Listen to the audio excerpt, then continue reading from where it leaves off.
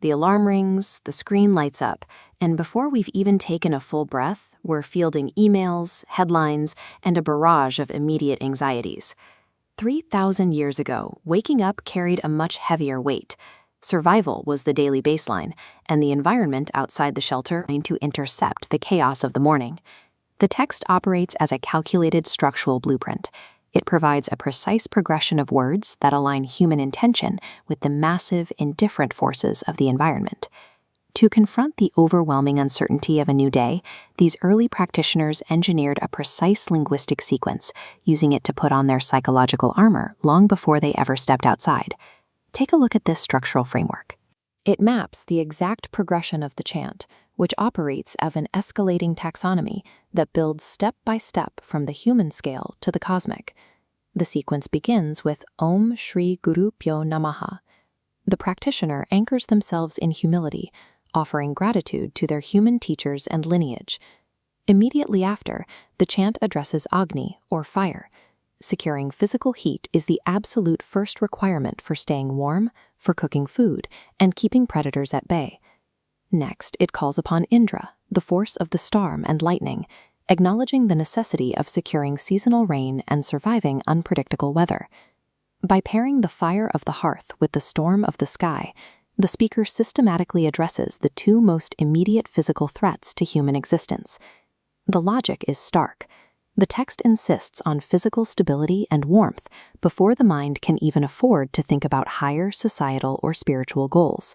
Looking back at our framework, we see a new layer added here. The chant transitions out from elemental survival into the rules of societal order, invoking concepts like friendship, contracts, and communal bonds through the figures of Mitra and Varuna. As the verses continue, the focus narrows down to a heavy, intense repetition of one specific word, bhaga. Bhaga translates loosely to wealth, but it operates as an aggressive demand for a rightful, prosperous share of the world's bounty. With survival and wealth secured, the sequence reaches its culmination, the arrival of the dawn. This active force physically displaces psychological darkness, clearing the mind. By the time the sunlight hits the ground, the practitioner has already systematically constructed a comprehensive mental and emotional shield for the hours ahead. This finalized diagram reveals the exact shape of the Bhāgyasūktam, a fully mapped universe, ordered sequentially from grounded human gratitude up through elemental survival, societal wealth, and finally cosmic light.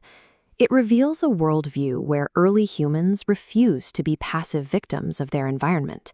Instead, they actively wove their own voices and intentions into the daily machinery of the cosmos.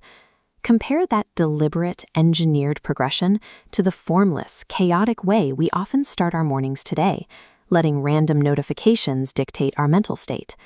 While invoking a storm deity or a sun chariot might not resonate with a modern audience, the underlying phonetic architecture proves an enduring truth about the necessity of a structured routine.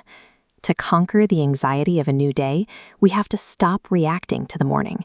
We have to command our intention long before we step into the light.